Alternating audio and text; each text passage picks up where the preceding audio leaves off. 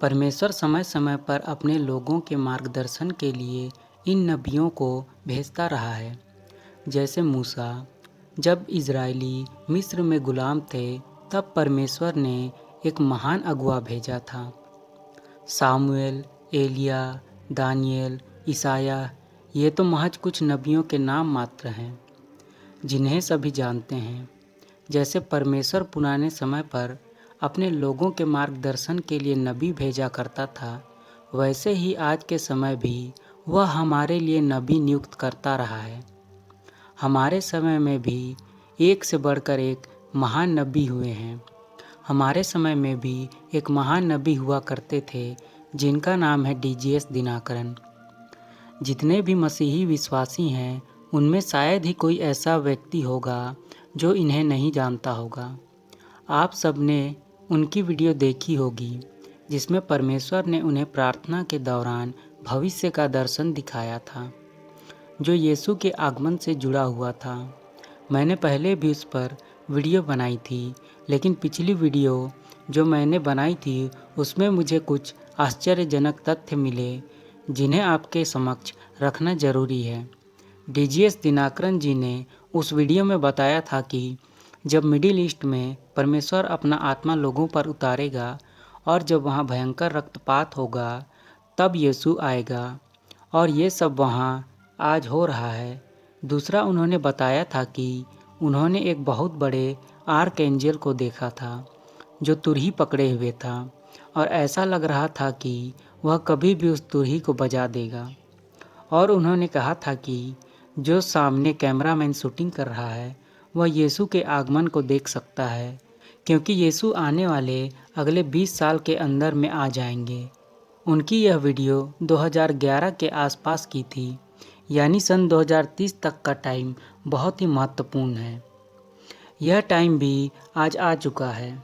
उनके इस स्टेटमेंट में मैं उनके इन शब्दों पर बात करना चाहूँगा जो उन्होंने एक बड़े स्वर्गदूत के बारे में बताया जो तुरही फूंकने वाला है, क्योंकि तुरही के बजने पर ही यीशु स्वर्ग से दोबारा इस पृथ्वी पर वापस अपने विश्वासियों के लिए आएगा, जिसे हम परमेश्वर के गुप्त आगमन यानी रैप्चर के नाम से जानते हैं। रैप्चर में 2 घटनाएं घटने वाली हैं। एक, जो विश्वासी पूर्व में मर गए थे वे दोबारा जी उठेंगे। दूसरा, इस घटना के समय जीवित विश्वासी रूपांतरित होकर अमर हो चुके होंगे।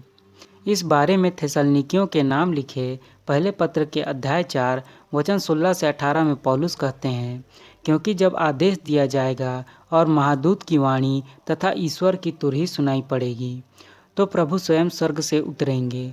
जो मसीह में विश्वास करते हुए मरे वे पहले जी उठेंगे। इसके बाद हम जो उस समय तक जीवित रहेंगे उनके साथ बादलों पर आरोहित कर लिए जाएंगे और आकाश में प्रभु से मिलेंगे।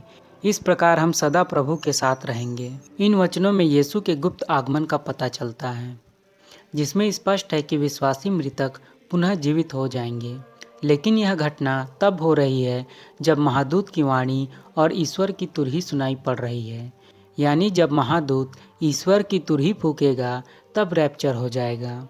मैंने पिछली वीडियो में नबी ईसाया के ग्रंथ से आपको बताया था कि नबी ईसाया ने भी मृतकों के फिर से जी उठने की बात उन्होंने बताई थी। नबी ईसाया के ग्रंथ अध्याय 26 वचन 19 में साफ साफ लिखा है, किंतु तेरे मृतक फिर जीवित होंगे, उनके शरीर फिर से खड़े हो जाएंगे।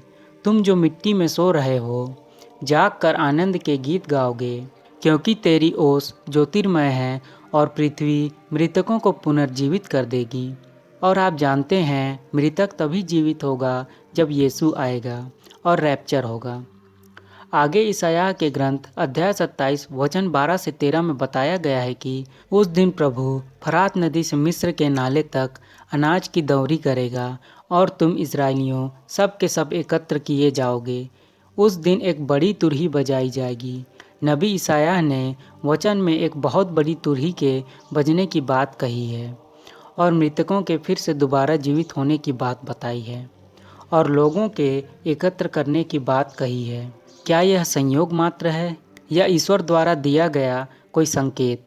ईसाया भी मृतकों के दोबारा जीवित होने और तुरही के फूके जाने की बात कहते हैं। दानियल नबी ने भी अध्याय 12 में कहा है, जो लोग मिट्टी में सोए थे वे जाग जाएंगे।